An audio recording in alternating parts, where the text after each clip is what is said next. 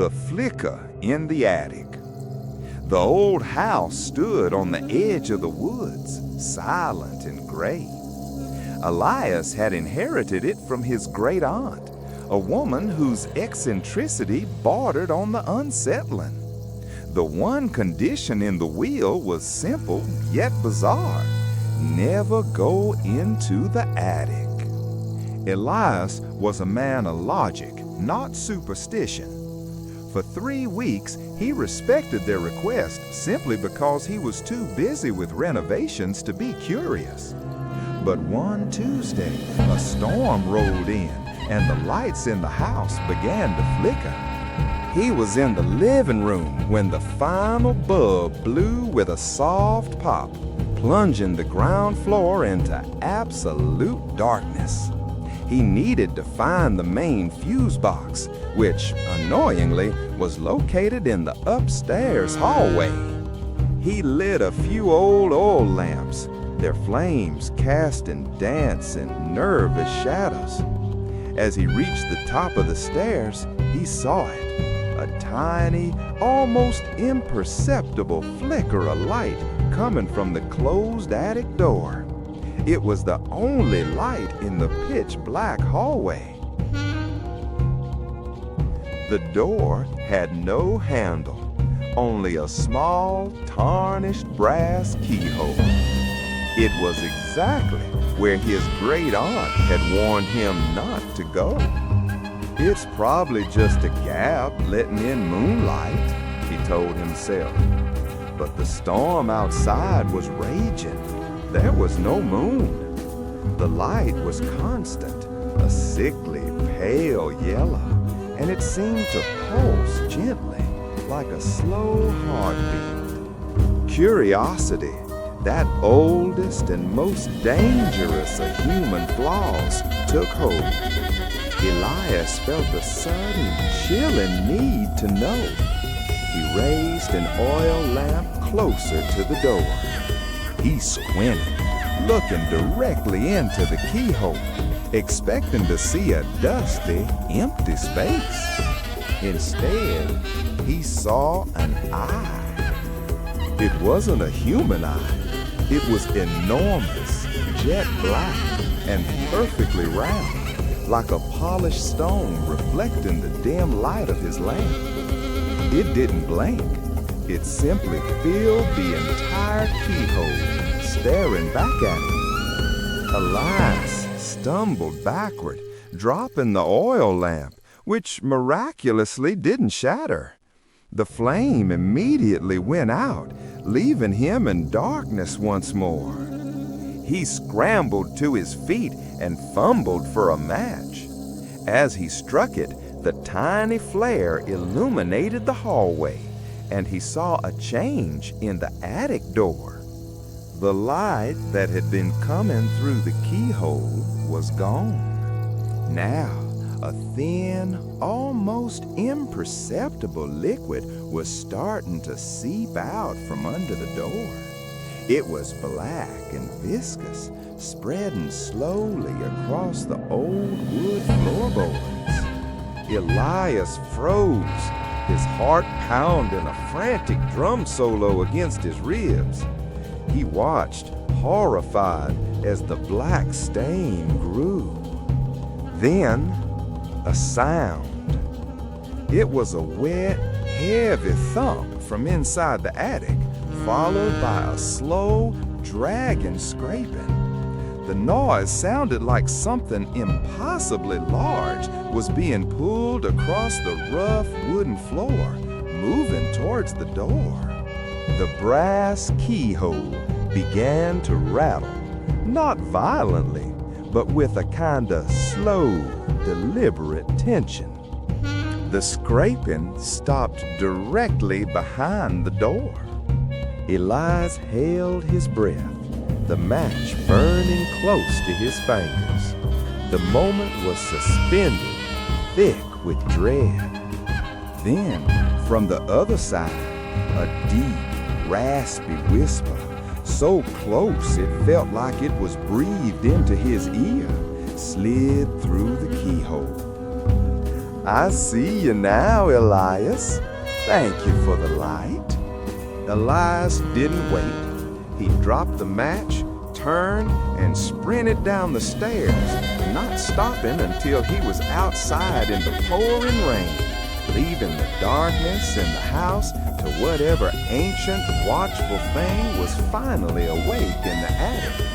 He never went back, but every night since, in the darkest hour, he hears the faintest sound above him, a slow, patient scraping as something tries to find its way out.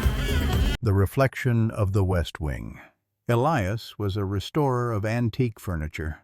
He appreciated old things, the smell of beeswax, the grain of aged oak, the stories hidden in scratches and stains. When he bought the crumbling Victorian mansion on Willow Creek Road, it wasn't for the house itself, but for the massive built-in cabinets that lined the library. The house was shaped like a horseshoe, built around a central courtyard overgrown with thorny vines. Elias set up his living quarters in the East Wing, which was structurally sound. The West Wing, however, was condemned.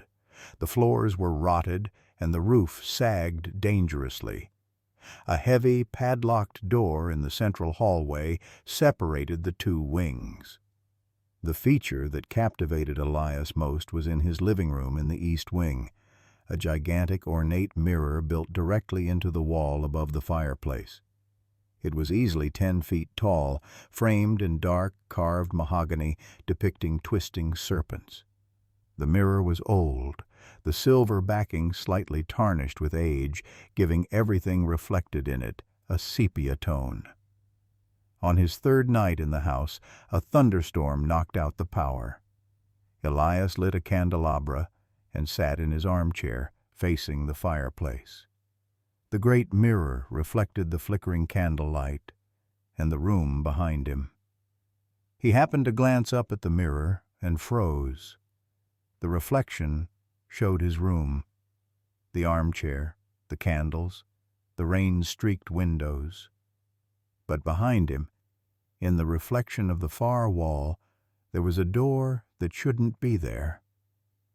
In reality, the wall behind him was solid plaster covered in damask wallpaper. In the mirror, there was an old, dark wooden door with a heavy iron handle set right into the wallpaper. Elias turned around in his chair, heart pounding. He shone his flashlight at the wall. Just wallpaper. He looked back at the mirror. The door was still there in the reflection, solid and undeniably real. He realized with a chilling jolt that he recognized the door. He had seen it earlier that day. It was the padlocked door in the hallway, the one that led to the condemned West Wing. It's a trick of the old glass, he told himself, his voice shaky in the silent room. The silvering is flawed. He stood up and walked toward the mirror. The reflection of the door didn't waver. As he got closer, he noticed something else in the reflection. The heavy padlock that secured the real door was missing in the mirror image. A sudden draft chilled the room, blowing out 2 of his candles. The flame of the last candle stretched impossibly high, casting long, jittery shadows. Elias watched, paralyzed, as the iron handle on the reflected door began to slowly turn downward. Creak. The sound didn't come from the mirror. It came from behind him, from the solid plaster wall. In the mirror, the door swung open slowly, revealing absolute darkness beyond. A darkness that seemed thicker than the unlit room, a swirling, cold void. Elias couldn't move. He was trapped between the reality of his room and the impossibility in the glass. From the reflected darkness, something stepped out. It was shaped like a man, but its proportions were wrong. Its arms were too long, hanging down past its knees. It was drenched, muddy water dripping from its tattered clothes onto the reflected floorboards. It smelled intensely of wet rot and stagnant cellar water. The figure didn't look at Elias's reflection. It looked directly out of the mirror at Elias himself. It raised a hand, gray and trembling, and pointed toward the hallway, toward the real door to the west wing. Then the figure took a step forward, right up to the surface of the glass. It pressed its gray face against the mirror from the inside. Elias could see the fog of its breath condensing on the other side of the glass. And then it began to push. The thick glass of the antique mirror bowed outward. A spider-web crack appeared in the center, right where the creature's forehead pressed against it. Crack! The sound broke Elias's paralysis. He grabbed the heavy brass candelabra and threw it with all his might at the mirror. The huge glass shattered into thousands of pieces, cascading onto the hearth like diamonds. The figure, the door, the west wing, it all vanished in a shower of broken glass. Elias grabbed his keys and fled the house into the storm, never looking back. He lives in a small studio apartment now, across the state. He owns very little furniture, and he has no mirrors. He shaves by feel, but sometimes, when he walks past a shop window at night, or catches his reflection in a polished spoon, he sees it in the background. A dark wooden door, just waiting to open. The fifth window. Arthur was a man of details. As an architect, he noticed things others didn't: the uneven slope of a floor, the misalignment of a doorframe, or the way a house settled into its foundation. He had bought the Blackwood Manor for a steal. It was a sprawling Victorian property that had sat empty for decades. On his first day, he walked around the perimeter of the house to sketch the exterior. He counted the windows on the second floor: 1, 2, 3, 4, 5, 5 tall, arched windows facing the north garden. Satisfied, he went inside to inspect the upstairs hallway. He walked the length of the corridor, counting the rooms.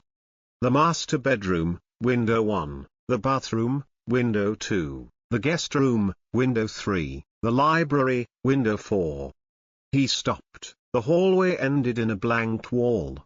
Arthur frowned. He walked back outside. He looked up. 5 windows. He went back inside. 4 doors.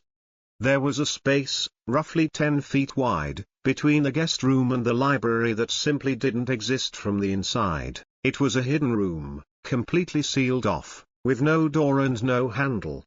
Logic told him it was likely an old servant's quarter that had been walled up during a renovation, but the air in that part of the hallway felt colder, heavier. The wallpaper there was slightly discolored, as if the wall itself was sweating. That night, Arthur couldn't sleep. The anomaly bothered him. He took a flashlight and a heavy-duty power drill from his toolbox. He stood before the blank section of the wall. He placed the drill bit against the plaster and pulled the trigger. The whine of the drill pierced the silence of the empty house. Crack. The drill punched through easily, too easily. The wall was thin. He pulled the drill out, leaving a hole about the size of a coin. A stale, metallic smell drifted out. It smelled like old copper, like dried blood. Arthur pressed one eye to the hole. At first, he saw only darkness, but then, a faint, greenish light began to glow from somewhere inside the sealed room. It wasn't a lamp. It looked like phosphorescent moss growing on the furniture. The room was fully furnished. There was a small, dusty rocking chair, a torn rug, and in the center, a large, oval mirror facing the wall where Arthur was standing. He shifted his angle to see more. In the reflection of the mirror, he could see the back of the wall he was looking through, and he saw something that made his blood turn to ice. Standing in the hidden room, pressed flat against the wall, right below the hole he had just drilled, was a figure. It was tall, impossibly thin, and naked. Its skin was grey like wet clay. It was standing perfectly still, its long, skeletal fingers played out against the plaster. It wasn't looking at the mirror, it was looking up, at the hole. Arthur realized with a jolt of nausea that he wasn't looking at the creature, he was looking at the top of its head. It was standing directly under his line of sight, waiting. Suddenly, the figure's head snapped up. It had no face, no eyes, no nose, just a smooth, grey surface, except for a mouth, a vertical slit that had been stitched shut with thick, black wire. Arthur gasped and stumbled back, dropping the flashlight. From inside the wall, right against the hole, came a sound. It wasn't a scream, it was the sound of snapping threads, pop, pop, pop. The wire stitches were breaking.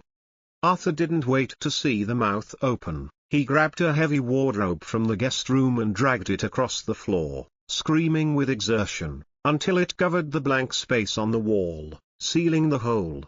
He spent the rest of the night in his car, parked miles away. The next morning, in the bright safety of daylight, he returned with a contractor to tear the wall down. He wanted to expose the room, to prove it was just a prank or a hallucination. The contractor took a sledgehammer and smashed through the plaster. Arthur braced himself.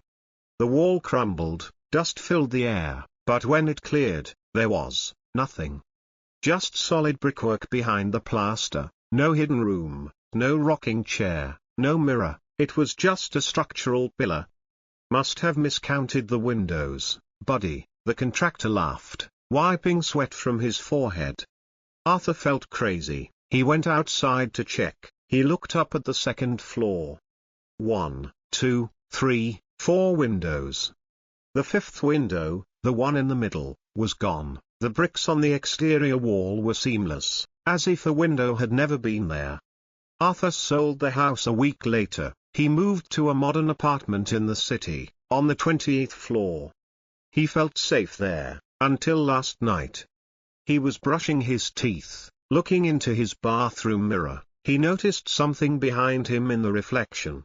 On the tiled wall of his modern bathroom, where there should be nothing but grout and ceramic, there was a small, coin-sized hole. And from deep inside the hole, a single, grey finger was slowly pushing its way out.